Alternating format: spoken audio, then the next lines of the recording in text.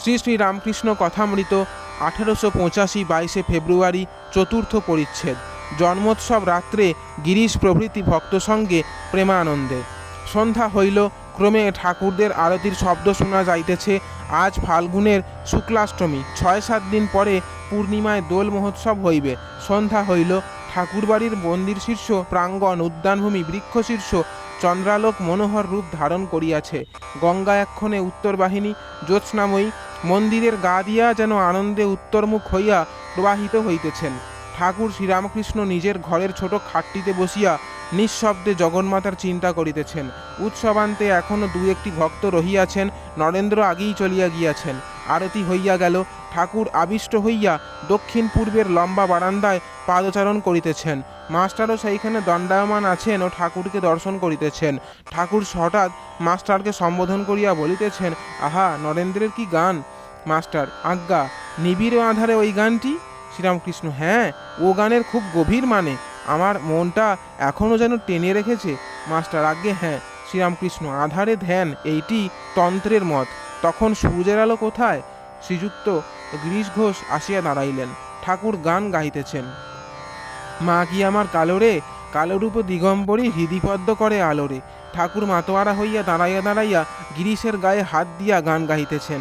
গয়া গঙ্গা প্রভাসাদি কাশি কাঞ্চি কেবা চায়, কালী কালী কালী বলে আমার অজপা যদি ফুরায়। ত্রিসন্ধ্যা যে বলে কালী, পূজা সন্ধ্যা সে কি চায়, সন্ধ্যা তার সন্ধানে ফেরে কবু সন্ধি নাহি পায়।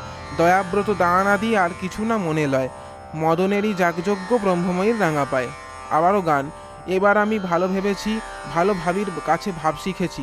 যে দেশে জড়জনী নাই, মা সেই দেশের এক লোক পেয়েছি। আমি কিবা দিবা কিবা, সন্ধ্যা সন্ধ্যা সন্ধ্যারে বন্ধা করেছি। নুপুরে মিছায় তাল, সেই তালের এক গীত শিখেছি। তাধ্রিম বাজছে সে তাল, নিমিরে ওস্তাদ করেছি। ঘুম ভেঙেছে আর কি ঘুমাই, যোগে জাগে জেগে আছি।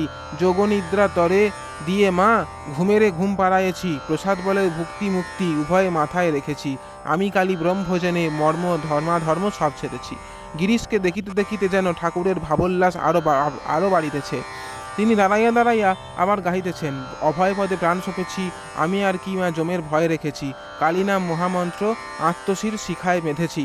আমি দেহ বেচে ভবের হাটে শ্রী দুর্গা নাম কিনে এনেছি।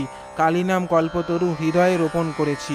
এবার সমন এলে হৃদয় খুলে দেখাবো, তাই বসে আছি।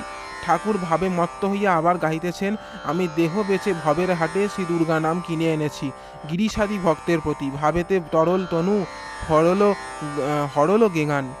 সে জ্ঞান মানে বাহ্য জ্ঞান, তত্ত্বজ্ঞান, ব্রহ্মজ্ঞান, এইসব চাই। ভক্তিই সার। সকাম ভক্তিও আছে, আবার নিষ্কাম ভক্তি, শুদ্ধা ভক্তি, অহেতুকী ভক্তি এও আছে। কেশব সেন ওরা অহেতুকী ভক্তি জানতো না। কেন? কোনো কামনা নাই, কেবল ঈশ্বরের পাদপদ্মে ভক্তি। আবার আছে উর্জিতা ভক্তি, ভক্তি যেন উথলে পড়ছে, ভাবে, হাসে, কাঁদে, নাচে, গায়, যেমন চৈতন্যদেবের।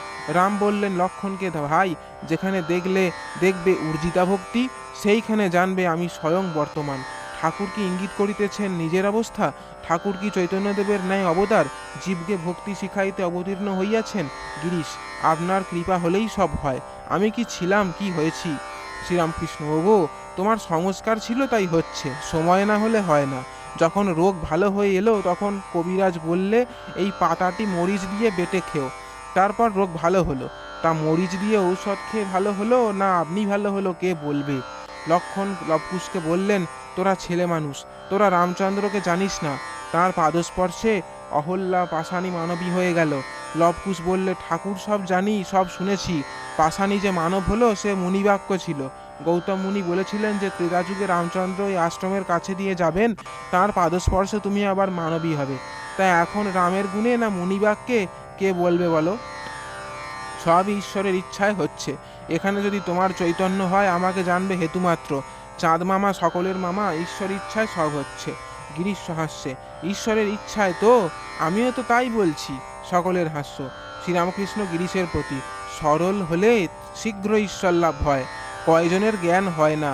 প্রথম যার বাঁকা মন, সরল নয়। দ্বিতীয় যার সূচিবাই, আর তৃতীয় যারা সংশয়াত্মা। ঠাকুর নিত্যগোপালের ভাবাবস্থার প্রশংসা করিতেছেন। এখনও 3-4 জন ভক্ত ওই দক্ষিণ পূর্ব লম্বা বারান্দায় ঠাকুরের কাছে দাঁড়াইয়া আছেন ও সমস্ত শুনিতেছেন। পরমহংসের অবস্থা ঠাকুর বর্ণনা করিতেছেন, বলিতেছেন পরমহংসের সর্বদা এই বোধ, ঈশ্বরই সত্য আর সব অনিত্য। হাঁসেরই শক্তি আছে দুধকে জল থেকে তফাৎ করা। দুধে জলে মিশিয়া থাকে, তাদের জিহ্বাতে একরকম টকরস আছে, যেই রসের দ্বারা দুধ আলাদা জল আলাদা হয়ে যায়। পরমহংসেরও মুখেও সেই টকরস আছে প্রেমাভক্তি। প্রেমাভক্তি থাকলেই নিত্য অনিত্য বিবেক হয়, ঈশ্বরের অনুভূতি হয়, ঈশ্বর দর্শন হয়। জয় ঠাকুরমা স্বামীজি।